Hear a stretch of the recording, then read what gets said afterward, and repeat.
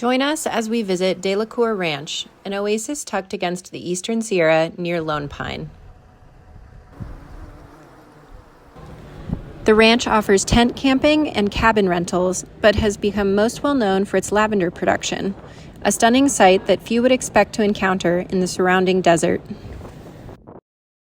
In this video, capturing both summer and fall seasons, we'll offer an intimate view into the life cycle of lavender production, from cultivation to harvest to processing, as well as unique tips for growing lavender in the Eastern Sierra from Julie Fote and her staff.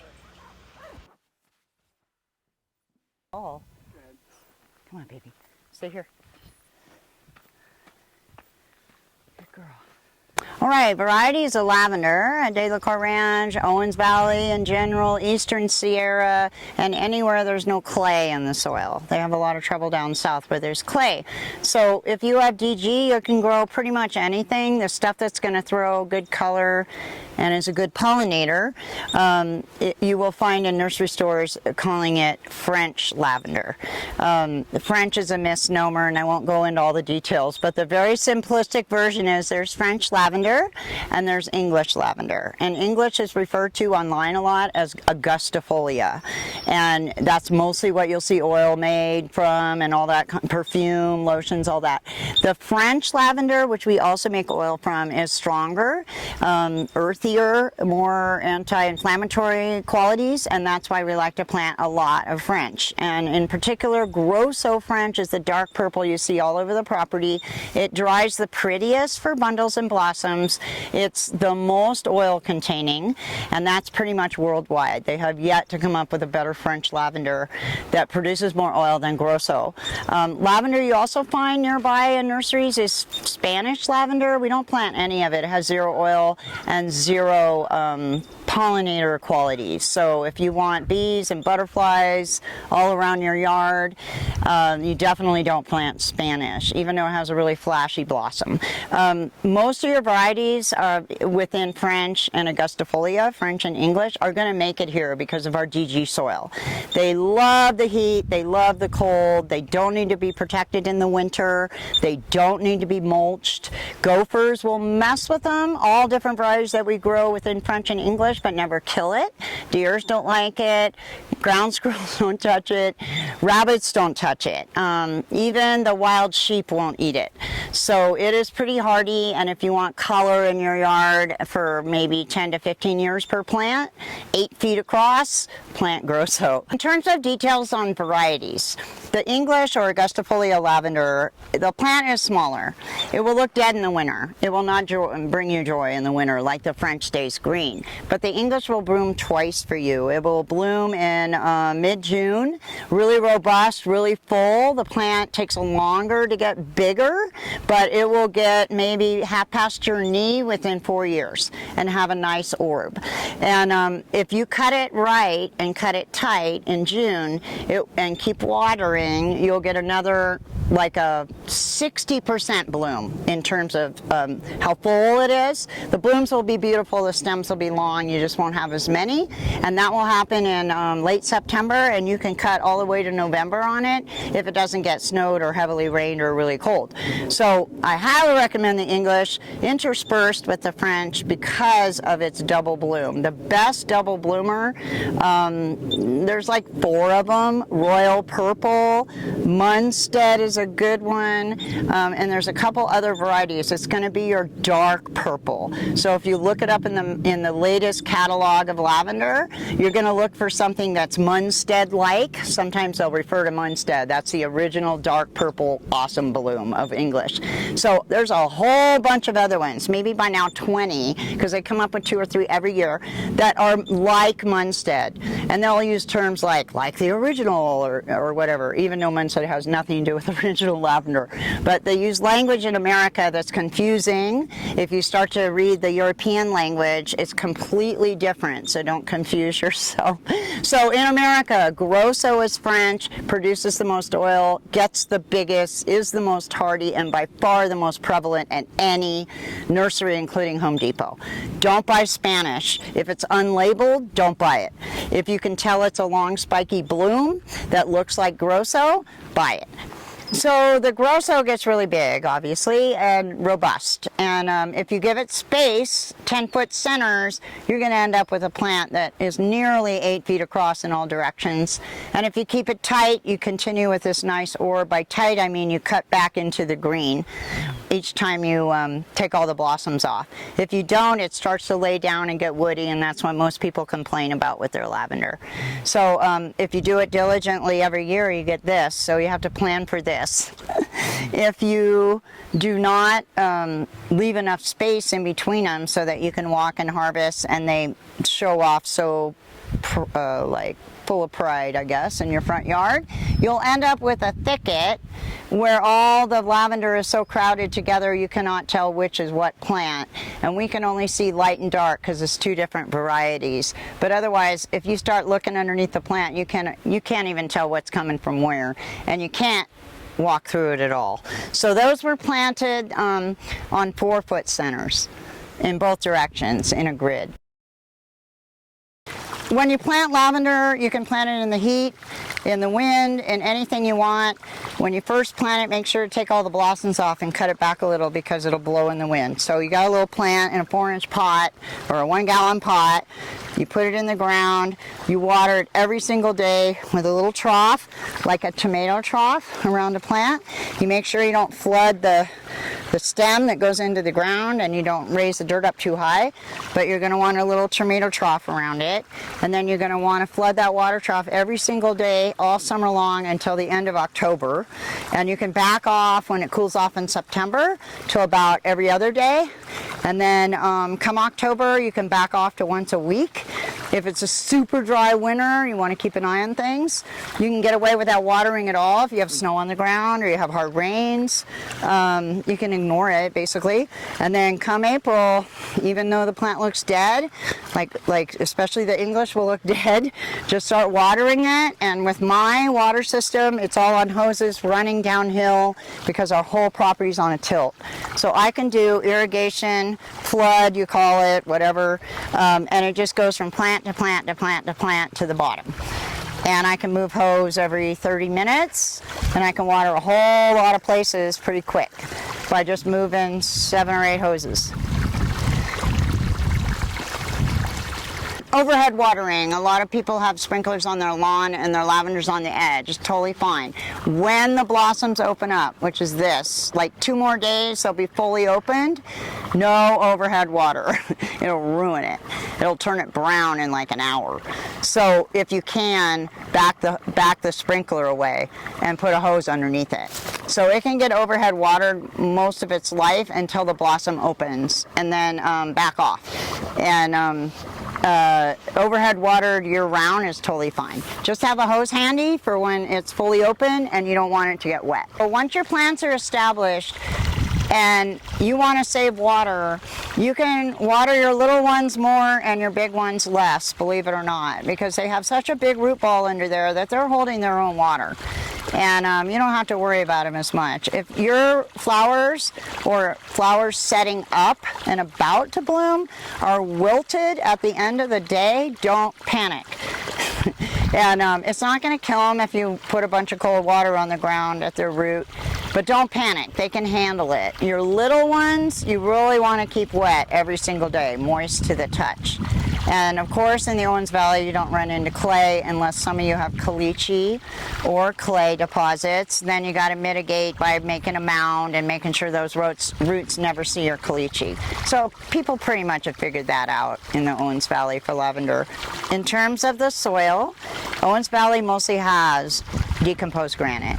It drains super well. So even though in the instructions they say don't let it stay wet, let its feet dry out. Total opposite with decomposed granite. You want it to stay wet all the time, and you want really good drainage. So hillsides are the best. Flat ground, yeah, I would worry a little bit about your lavender maybe flooding and not being able to drain. Just kind of look at what's around it. Are there a lot of massive roots like trees and grass that might hold the water and keep it from draining? But if it's in open ground or on the edge of a lawn and not under a tree, it's going to drain and it's going to be fine. Some people ask the question about what if I don't have an incline, or what if I don't have gravity flow, or what if I don't want to do the hose thing. So drip line works fine. Just go around 3 times. Don't go around once. So go around about 8 inches out, 6 inches out from the little plant you put in, 6 inches out from the root, and then come back and have enough slack that you can make it go out further, because you don't want it so close to the base of the plant it's going to rot your stem. So you want it out a little to simulate filling a bowl a little bit out. And that'll work fine. And then, you know, I have no idea how much your emitters are, or, you know, you'll have to figure that out, but it's the equivalent of literally flooding every day around a bowl like you would a tomato plant. So many cool things about lavender for the Owens Valley. No critters. The other cool thing is lavender doesn't need any attention in terms of soil amendments. In fact, if you put manure, anything acidic, anything whatever that's going to be good for your roses or trees or fruit trees, it'll kill your lavender. Lavender on the edge of a lawn will be affected by any kind of amendments you put on your lawn. So just be a little careful about that. Same with fruit trees or other trees. Keep it away from any amendments whatsoever, especially things that are rich like fish emulsion and things like that. Cow manure, steer manure. Doesn't need anything at all, ever.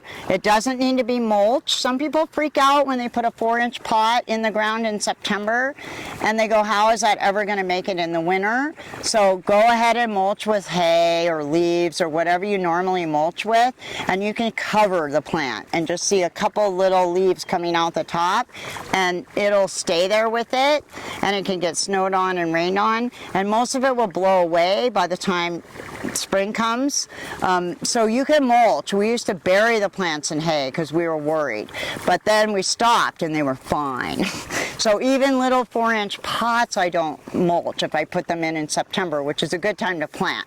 They're going to make it. You might lose one. Like out of maybe every time I plant, maybe I'll put 50 plants, I might lose 1 or 2. So they're really amazing.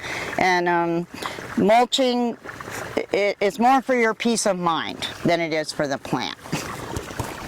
So this is English, and that blooms first in June, and then later on in July we'll be doing the same thing with the French lavender.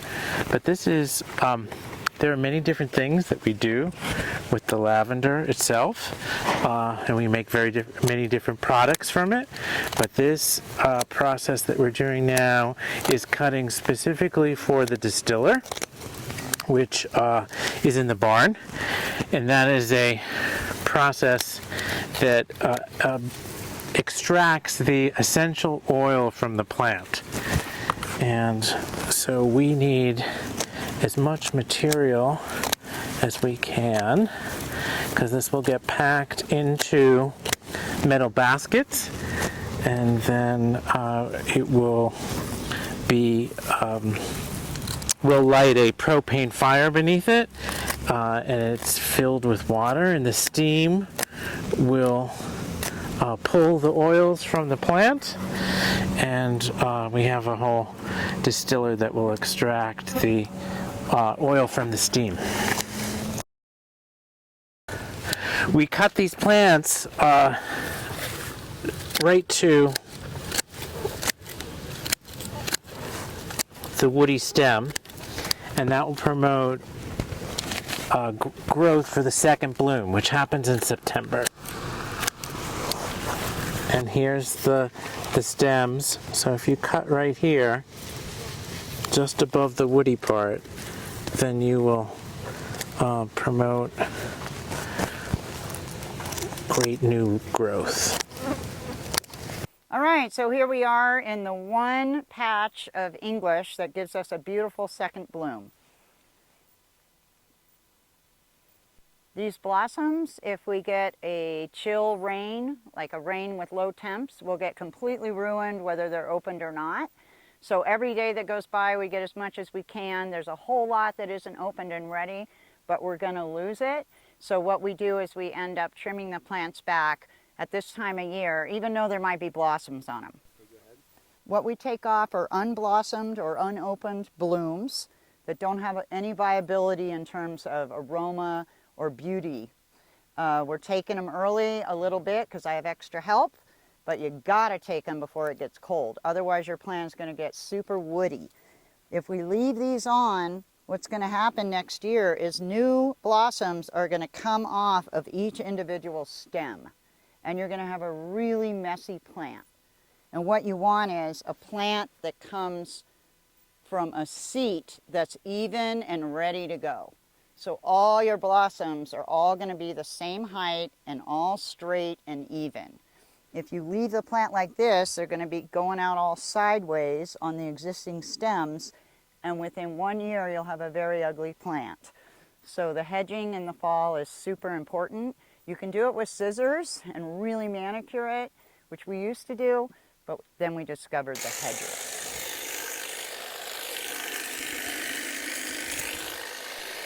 What we get rid of is all used in our composting toilet or as mulch. It depends on how much aroma it has or whether it's gotten wet or not.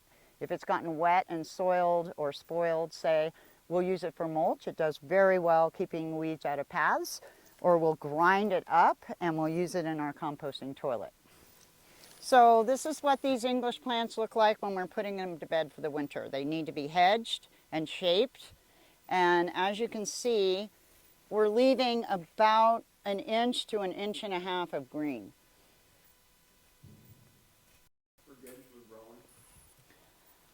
All right, it's fall and we're making sachets.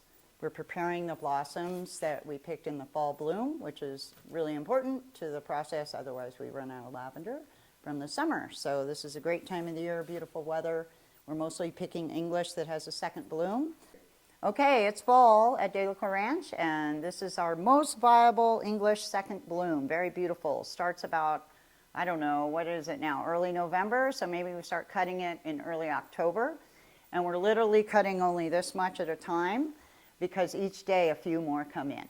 When the cold rain comes, it'll be ruined, so we're getting it as fast as we can.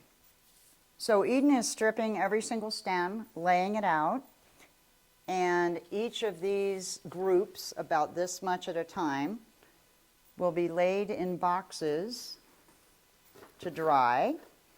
And once it dries, it looks like this.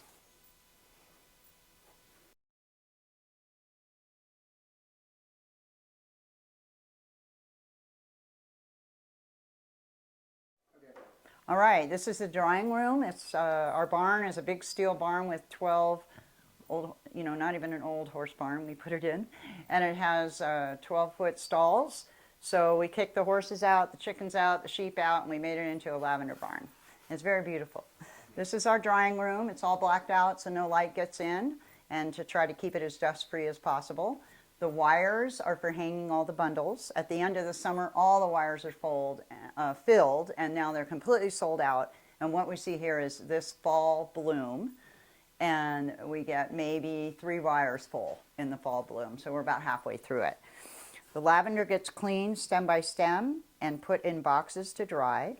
We have drying racks that are just bread racks with our own homemade trays, and we have 2 of those. We have these boxes we get in town and completely can stack nearly to the ceiling, so we can fit a lot of lavender in here. In the summertime, each tray or box, which is about 1/3 of a bundle, believe it or not, takes maybe 24 hours to dry.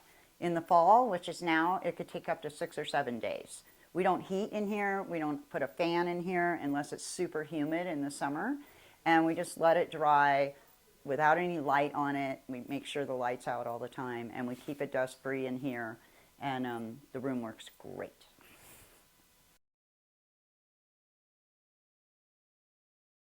The lavender, this is English lavender, is harvested, and we strip the leaves off of it by hand and put it in groups like this in cardboard boxes.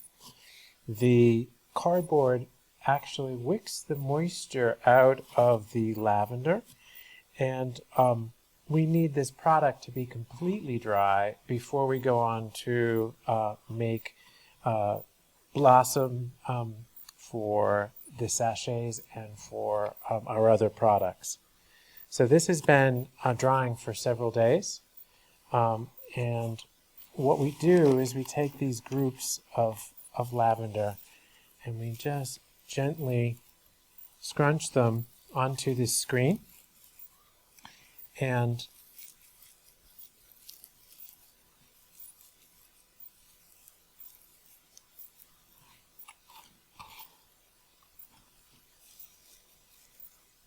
what ends up happening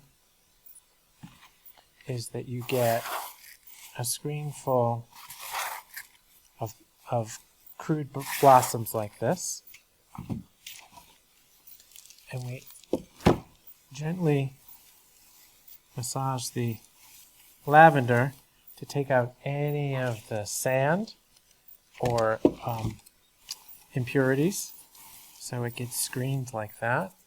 And then we use this little cardboard scooper to put it into these trays.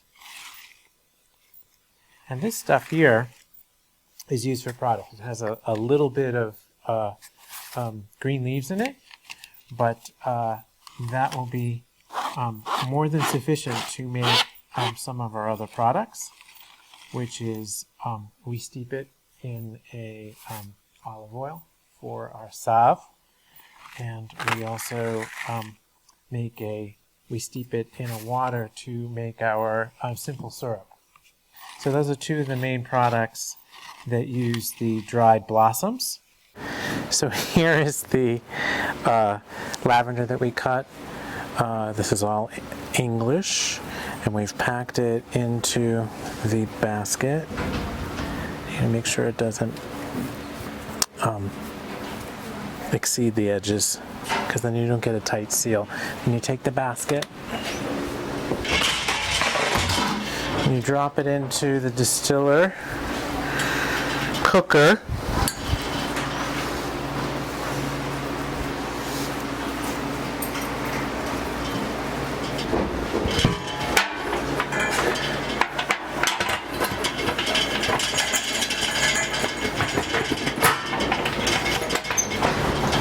It's a good seal.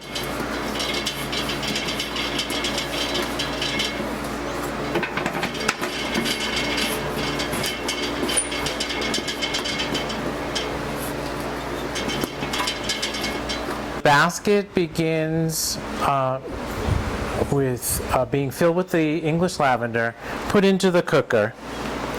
We will light a flame under here, and I'll actually show you how that's done in just a minute. And then we fill water to this level here. The water level needs to be maintained within the cooker between this level and this level. The heat will turn the water into steam. The steam will rise up through the basket of lavender, come out here to the condenser. This is the condenser, and then it will begin to drip here into the cone.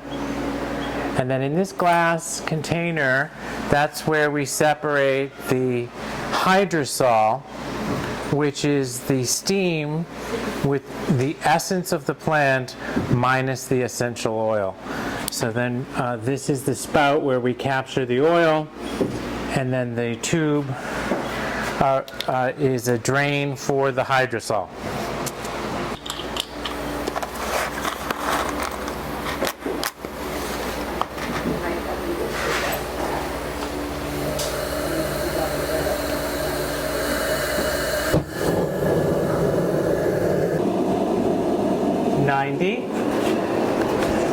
And we want to keep it between 90 and 100.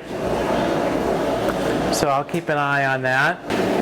From the condenser, it is dripping into the cone. And this is all going into the cone, and this glass beaker separates the oil. So I'm going to put my finger here and push the oil up over the top of the glass beaker. And that's all essential oil. Oh, I didn't know where they were. Where are they? Sorry, they're on the shelf. That's all essential oil. What shop? And then I'm going to let it go. Right there on the I'm other going to take the jar. Yeah. Now the oil is on the outside, which is Well, don't try to sell anymore. Okay. Because there's no more ice. I mean, there's no more. okay.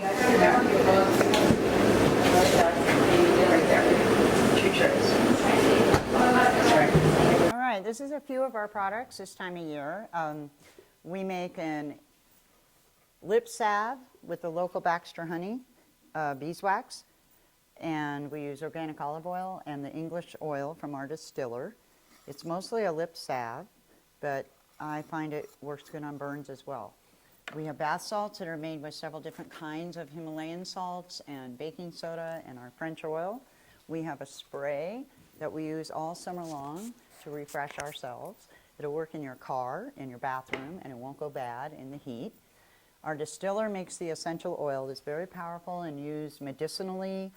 For me, on my aches and pains, a lot of people put it in a diffuser. It's all our plant material with no carrier oil, and this is our French oil. The soap is done with organic Castile oil, or soap, and our English oil. And we make sachets, as you saw us making. The 2 different kinds of lavender that we grow, these are both dried, so you'll see by their drier color. This is the French from the summertime. This is the English that we're harvesting right now.